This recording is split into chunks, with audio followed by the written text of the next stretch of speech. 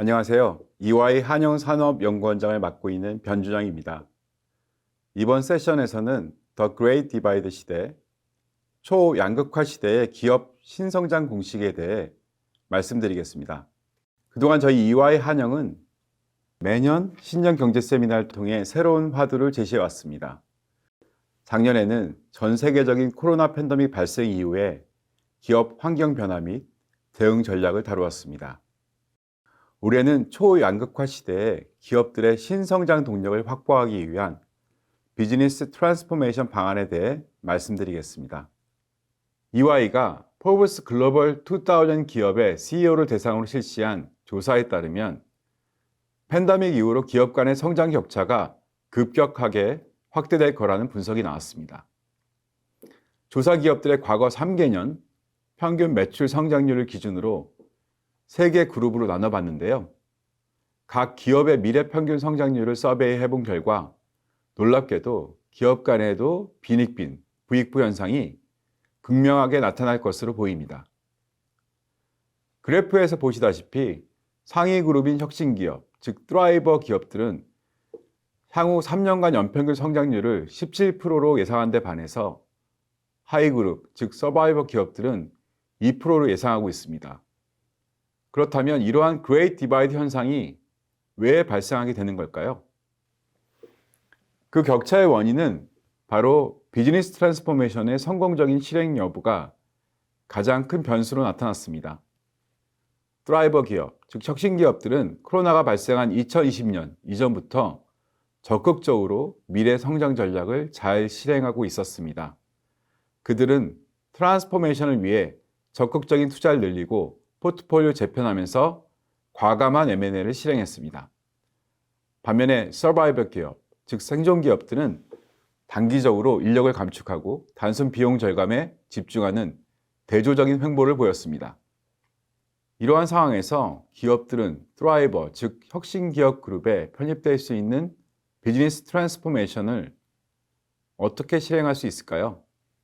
앞에서 말씀드린 비즈니스 트랜스포메이션에 대해 기업들이 이에 대한 해석과 구체적인 방안에 대해서는 생각들이 많이 다른 것 같습니다.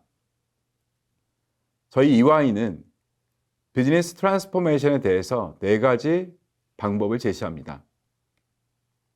첫 번째로 우측 상단에 퍼포먼스 방식이 있습니다. 이는 안정적인 성과를 내는 기존 사업을 강화시켜서 매출을 극대화하는 트랜스포메이션 방법입니다. 새로운 고객군, 새로운 상품 또는 새로운 지역으로 확장을 통해 매출을 증대하는 것을 의미합니다. 나이키와 같은 소비자 업체들이 D2C 사업 모델로 전환하는 것이 대표적인 사례입니다. 두 번째로는 그 바로 아래에 프로덕티버티 방식이 있습니다. 기존 사업의 오퍼레이션을 효율화하고 자동화하여 생산성을 증대하는 방식의 비즈니스 트랜스포메이션입니다. 궁극적으로 비용 절감을 통해 바텀라인을 획기적으로 개선하게 됩니다. 불필요한 프로세스 단축이나 업무 자동화 도입이 좋은 예시입니다. 세 번째로는 좌측 하단에 인큐베이션 방식의 트랜스포메이션이 있습니다. 이는 초기 단계의 신사업이나 신기술에 적극적으로 투자하여 기업의 차세대 먹거리를 발굴하며 육성하는 방식입니다. 주로 외부 업체나 기술 내재화에 대한 투자 활동이 발생하며 많은 기업들이 CVC, M&A, 생태계 구축 등을 통해 이를 실행하고 있습니다. 마지막으로는 디스럽션을 통한 트랜스포메이션이 있습니다. 디스럽션을 실행하는 기업은 기존 사업 영역과 전혀 다른 신규 사업을 통해 미래 성장을 달성합니다. 많은 경우에 인큐베이션을 통해서 발굴된 사업이나 기술의 상용화를 통해서 새로운 사업으로 진출합니다.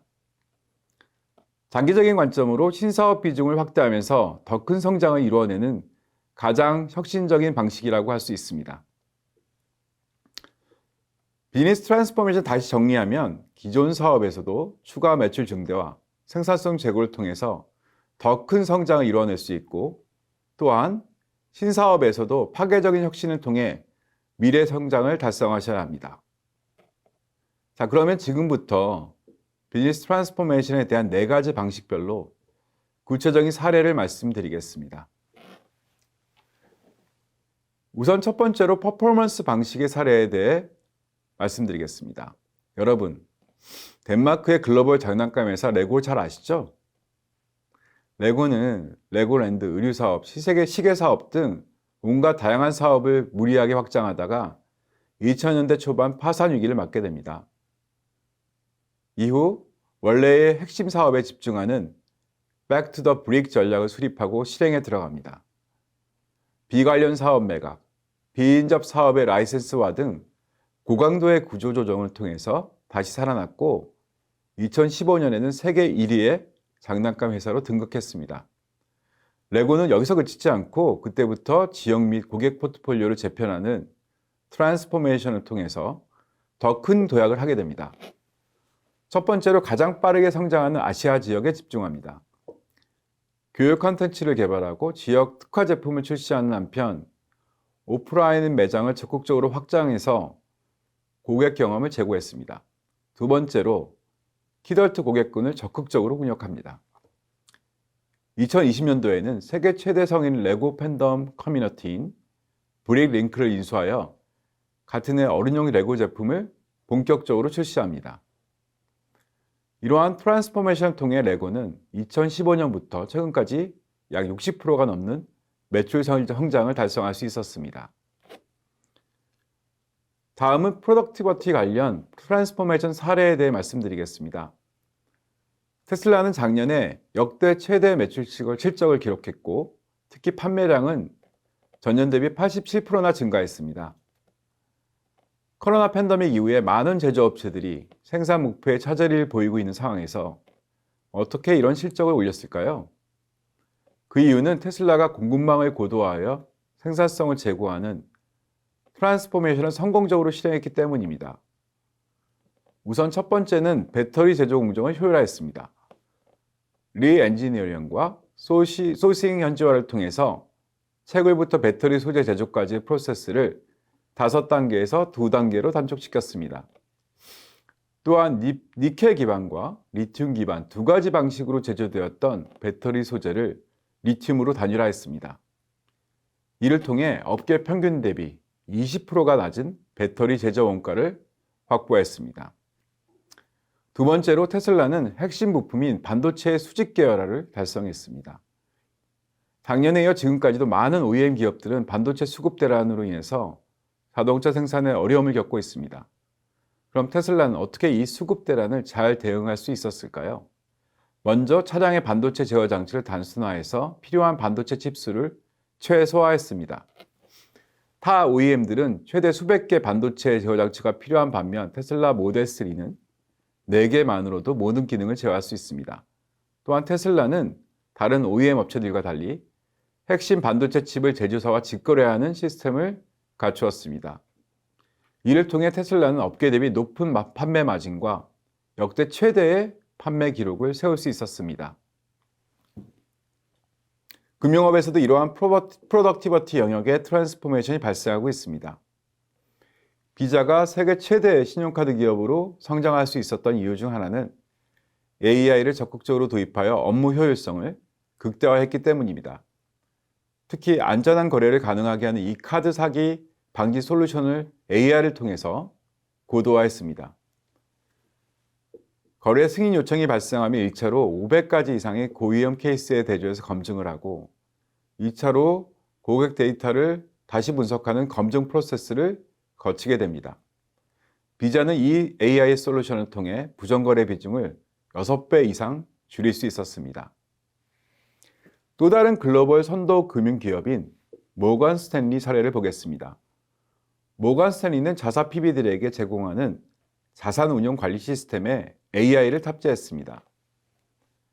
PB들은 이 시스템을 통해 고객의 재무 정보뿐 아니라 개인의 라이프 스타일 관련 다양한 정보를 수집하고 분석해서 초개인화된 맞춤 재무 서비스를 제공합니다. 이 시스템이 도입되고 PB들은 고객을 위한 맞춤 포트폴리오를 구축하는 데 소요되는 시간이 89%나 단축됐고 그만큼 영업 건수를 증가시킬 수 있었습니다. 다음으로는 세 번째 영역인 인큐베이션 사례를 설명드리겠습니다. 글로벌 탑5 시멘트 업체 중 한 곳인 멕시코의 시맥스는 세 가지 축으로 인큐베이션 모델을 성공적으로 구축했습니다. 우선 2017년에 CMAX 벤처를 설립하고 이를 통해 건축 또는 건자재 관련 신기술을 보유한 다수의 스타트업에 투자를 시작했습니다. 또한 외부 대학 및 연구기관과의 산업협력 활동에 적극적으로 투자했습니다. 마지막으로는 오픈 이노베이션을 위한 외부 경진대회를 적극적으로 추진하고 있습니다. 임직원 및 공급사 대상으로 아이디어를 공모받는 스마트 이노베이션 대회와 글로벌 건설사들과 공동 개최하는 창업대회를 주최하면서 혁신적인 신규 아이디어를 꾸준하게 공급받고 있습니다. 시장도 이러한 혁신을 높이 평가하면서 시가총액이 2년 사이 약 69%나 증가하는 놀라운 성과를 보이고 있습니다. 이제 마지막 디스럽션 영역의 사례를 소개해 드리겠습니다. 첫 번째 사례는 영국 온라인 리테일 선도 기업인 오카도입니다. 오카도는 이커머스 업체의 핵심 자산인 물류센터의 효율성을 극대화하기 위해서 물류 자동화 시스템을 자체 개발했고 자사 물류센터에 순차적으로 도입했습니다. 또한 자사의 물류 자동화 시스템을 포함한 이커머스 엔드투엔드 솔루션을 외부에 크로거 등 미국 경쟁사들을 대상으로 판매하기 시작했습니다. 이 솔루션 사업을 통해 2020년까지 연평균 57%의 성장률을 기록하면서 미래 성장 엔진으로 자리 잡고 있습니다. 이어서 마지막으로 디스럽션 영역 사례인 네스테에 대해서 말씀드리겠습니다. 네스테는 핀란드의 탑3 정유 업체로 수십 년간 정유 및 황유와 석유화학 제품을 공급해온 전통적인 정유 기업이었습니다. 그런데 2000년대 네스테는 차세대 성장의 동력으로 신재생 연료를 채택하고 친환경 디젤 연료 생산을 시작했습니다. 기존 사업의 리소스를 신재생 연료 사업으로 이전하는 동시에 신재생 제품 포트폴리오를 대폭 확대했습니다. 2017년까지만 해도 정유 사업의 영업이익 비중이 절반 이상 차지했었는데 2020년에는 영업이익 중 신재생 제품이 90% 이상 차지하는 등 지금은 세계 최대의 신재생 디젤 연료 생산 기업이 되었습니다.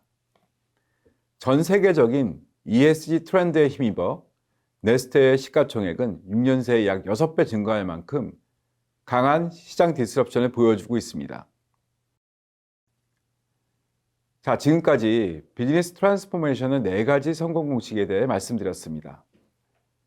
그럼 이러한 공식을 실행하기 위해 우리 기업들은 무엇을 준비해야 할까요? 지금부터는 EY 컨설팅 이노베이션 리더인 이광림 파트너께서 기업 대응 전략에 대해 말씀드리겠습니다.